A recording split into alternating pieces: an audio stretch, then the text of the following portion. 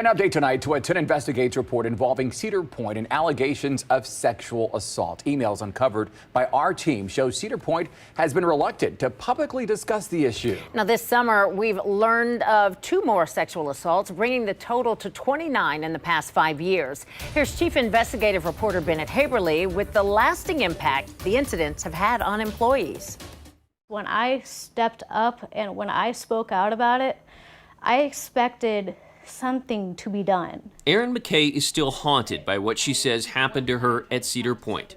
In 3 separate incidents, Erin told me she was twice groped and once raped by coworkers. I physically resisted, and it wasn't until I started crying where he realized that he had messed up. As an underage employee in 2017, Erin says she wasn't allowed to live in the dorms and was only visiting friends when she was assaulted by a colleague. We had all gotten separated, so it was just me and the guy, and then he had his way with me. She did not report the rape to Cedar Point police because she says she feared it would end her early career at a place she dreamed of working.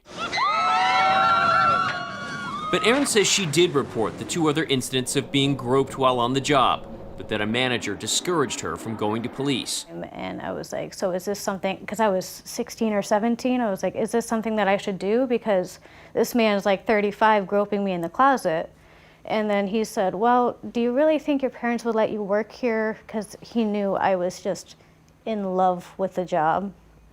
And he used the, you shouldn't do this because then you won't be able to work here anymore. Cedar Point has denied that it discouraged its employees from coming forward and offers services to all of them.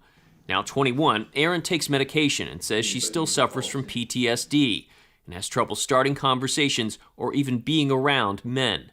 I thought I was finally free when I was done and I had moved out of state, but it all just, these waves just come in periodically of just more trauma and my eyes opening up to what really happened and how it's still affecting me.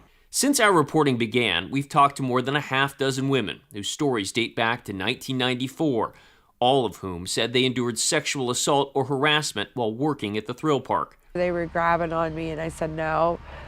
Then we went home from the bar, and that's where one of them I had sex with. And you said no, and they continued? They continue, yes. Demi Arms says she worked there in 2007. A party-like atmosphere, she says, led to encounters where she wasn't capable of consent.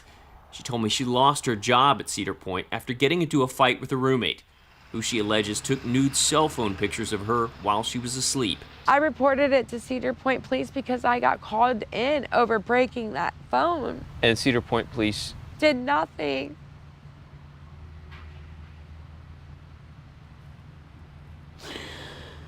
So I felt like I had no voice. Like I feel like today, like still I have no voice. Cedar Point is in the process of dissolving its police department, handing over power to Sandusky Police, which will provide a police presence in and around the park. Back in June, 10 Investigates asked Cedar Point Police for its records about the incidents it investigated. They have not replied. Of the 29 sexual assault reports made to Sandusky Police, only 3 have led to criminal charges. It's too many. You know, it's too many. Erie County Prosecutor Kevin Baxter says the cases can often be difficult to prosecute with no witnesses and he said, she said scenarios. But Baxter acknowledges the history of sexual assault reports at Cedar Point is part of the reason why in 2019 his office reached out, offering educational services to Cedar Point employees on sexual assault awareness and training. His coordinator wrote, quote, "Through providing this information, we can hopefully prevent some assaults." They never took us up on it. Internal emails show Cedar Point has been reluctant to talk about the sexual assaults publicly. Take a look at this email from earlier this year, when Sandusky's police chief told the Cedar Point chief he was planning to do an interview with our sister station WTOL. Cedar Point chief Ron Gilson wrote, quote, that he was not permitted to speak on any topics unless instructed, adding that he wanted Sandusky's police chief to keep him posted on how it goes. Sorry you have to be in the middle of this. They're just trying to cover themselves. They don't want the public to know anything about what really happens at the park. Cedar Point has not responded to our follow-up questions sent this week, asking why they've been reluctant to talk about the sexual assaults publicly and what prompted that decision to dissolve the Cedar Point Police Department.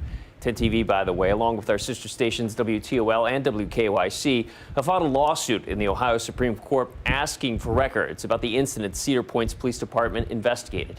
That case is still pending. Andrew? All right, Penny, thanks so much. If you have something you want our team to look into, you can email us, 10investigates@10tv.com.